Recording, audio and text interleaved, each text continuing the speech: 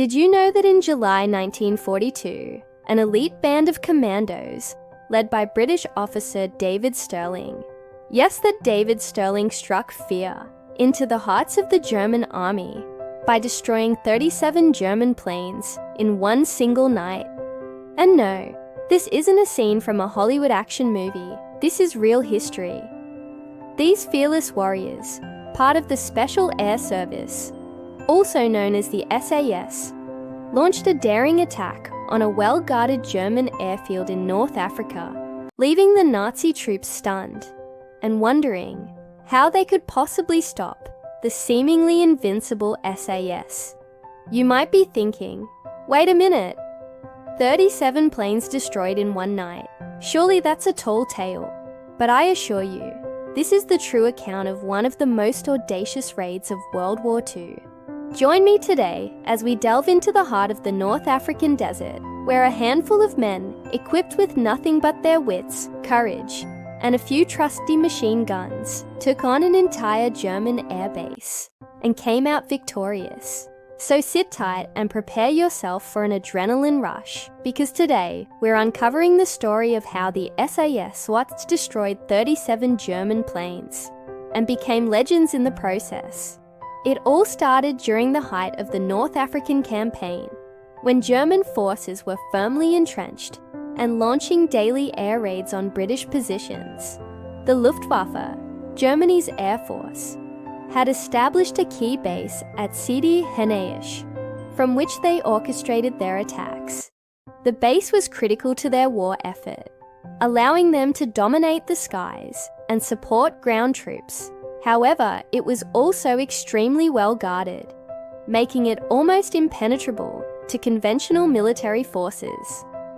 That's when Major David Stirling, a former British Army officer, hatched a daring plan to take the fight to the enemy and strike at the very heart of their air power.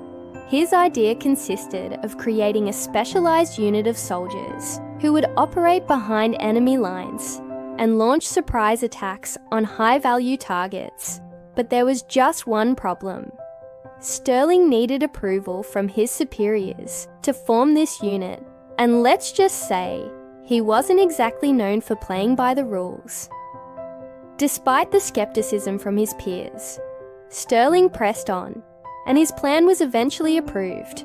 On July 1942, under the cover of darkness, a team of 18 jeeps, each armed with 2 Vickers K machine guns, set out from their base in Egypt. Their destination, the heavily fortified German airfield at Sidi Haneish, located deep behind enemy lines.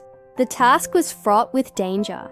They were entering a literal hornet's nest, and any mistake could mean certain death.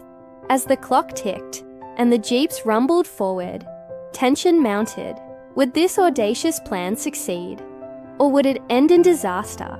To understand the scale of the operation, let's zoom out for a moment and examine the state of affairs in North Africa in July 1942. The desert was a battleground.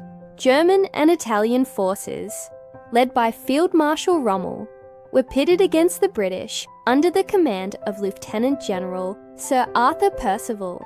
The Germans were notorious for their air superiority, thanks to their base at Sidi Haneish. From here, they launched daily attacks, causing havoc for the Allied troops. On the other hand, Major Stirling and his men represented a new breed of warfare, a departure from the conventional frontal assaults that had been the norm up until that point. Stirling's plan was not just about taking on the Germans head-on. It was about infiltrating their defenses and striking from the shadows. It was a dangerous game, but the potential payoff was immense. Back in the desert, the SAS convoy was approaching its destination, the heavily guarded Luftwaffe base at Sidi Haneish. As the jeeps crept closer, they became aware that their presence had been detected. Suddenly, searchlights pierced the darkness, followed by the deafening roar of German guns. The convoy was under fire. Despite the chaos, the men in the jeeps remained calm, maneuvering to avoid the incoming fire. Then, as if by some stroke of luck, a transport plane, a Junkers Ju-52, touched down on the runway. It was their lucky break. The raid was supposed to start at midnight, but fate had dealt them an unexpected hand. There was no time to waste. Now I'll let Major Stirling take over and tell you how it happened. We were, of course, detected and a flare dropped. In the light of the flare, I saw a Ju-88.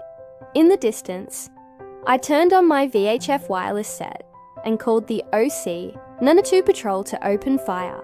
I ordered No. 3 Patrol to get into line astern position. He gave me a signal to say he was opening fire.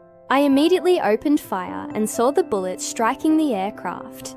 I followed the trajectory of the bullets and drove towards the blazing aircraft.